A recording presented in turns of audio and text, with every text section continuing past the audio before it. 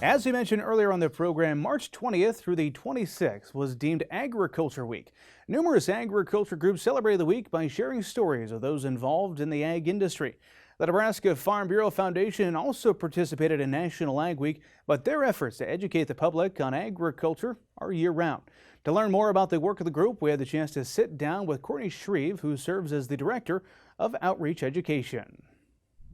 Courtney, appreciate you coming on to Market Journal this week. Yeah, thanks for having me, Bryce. Well, let's talk about National Agriculture Week. Of course, there's lots of activities, and we wanted to have this conversation with you to talk about some of the ag literacy things that come with that. But big picture, bring us up to speed on what is the work that the Nebraska Farm Bureau Foundation does. Yeah, so the Nebraska Farm Bureau Foundation exists to help people understand the vital importance of agriculture. And so we do that through a lot of programs, but through things like the Nebraska Agriculture in the Classroom program, through different scholarships and awards, and through consumer awareness as well.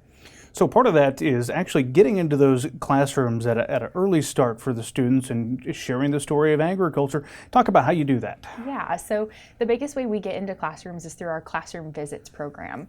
We have 2 education specialists in the state of Nebraska, and they travel the state and reach out to teachers and offer a hands-on interactive activity. And so we have all of these grade-specific lessons, 4 per grade level for kindergarten through 5th grade, and they explore topics like the environment, like Nebraska history, technology, healthy eating, all of these different things, and teachers can pick what works best for them in their classroom, but everything aligns to the state standards, so it's teaching to science and social studies and language arts. Talk about the importance of tying that to a state standard. Have to imagine in order to get the teachers bought in, it has to come back to one of their core reasons for being there with the state standards, right? Absolutely. All school districts have learning outcomes that they set for their teachers, and we want to meet those. And so we use agriculture as the vehicle to teach those things so that we're something that fits into the classroom and not something extra or added. Mm-hmm.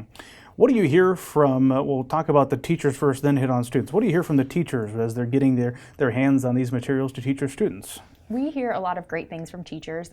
Mostly teachers appreciate that everything is just packaged and ready to go. This is something that fits for them. It's easy to use. They love the ease of fitting it into those standards, but also the reaction that their students have. You know, it's fun for the kids and they appreciate that. How about the student side of things?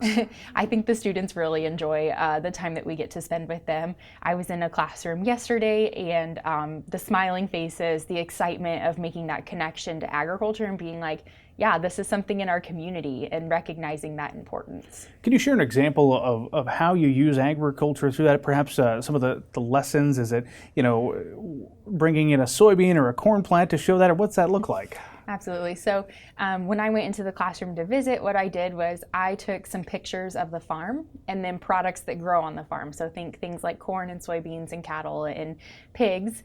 And then we built a farm web. So the farm started in the middle. They understood that the animals and plants come from farms. And then from there, we looked at things like food and fiber and fuel and how those things come from those products. So everything they use every day starts on the farm.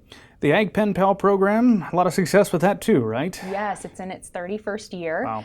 So it's been going for quite a few years, and we're excited to keep it going. Sign up will open in April, so if anyone's interested, keep an eye out for that.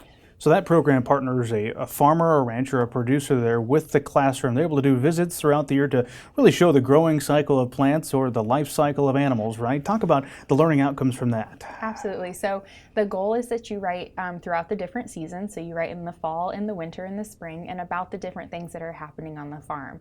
You know, it's easy to make a connection and be like, this is harvest, and now we're planting, and the calves are being born. There's so many great things that we can talk about that connect to students and those things that they're learning about. For example, they're learning about habitats, and so talking about where do our animals live. It's just a great way to put a positive face to the farming community.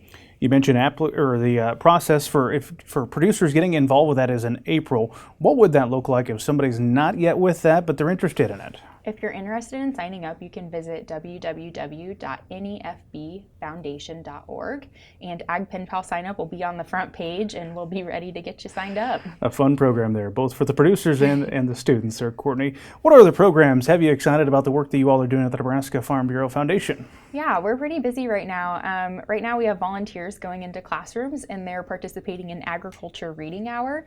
So we have given them the book Barn at Night, and they're taking it and they're reading it to a classroom of their choice, and then they donate that book to the school. And so agriculture gets to stay, forever then through that book. And so that's a really fun program that we have going on right now with our volunteers.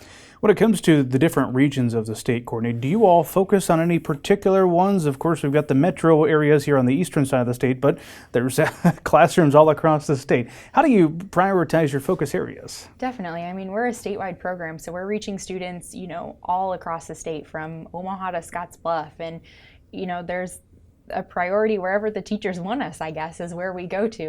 We're reaching out to teachers all across the state, though, with a focus in those more urban areas. Mm-hmm. And you mentioned the website, but I want to give it one more time, Courtney. If people are interested in supporting the work that you all are doing, what's the best way they can do so? Yeah, if you want to learn more about us, visit our website at www.nefbfoundation.org. Interesting stuff. Courtney, appreciate you coming on Market Journal to share some of it with us. Thanks, Bryce.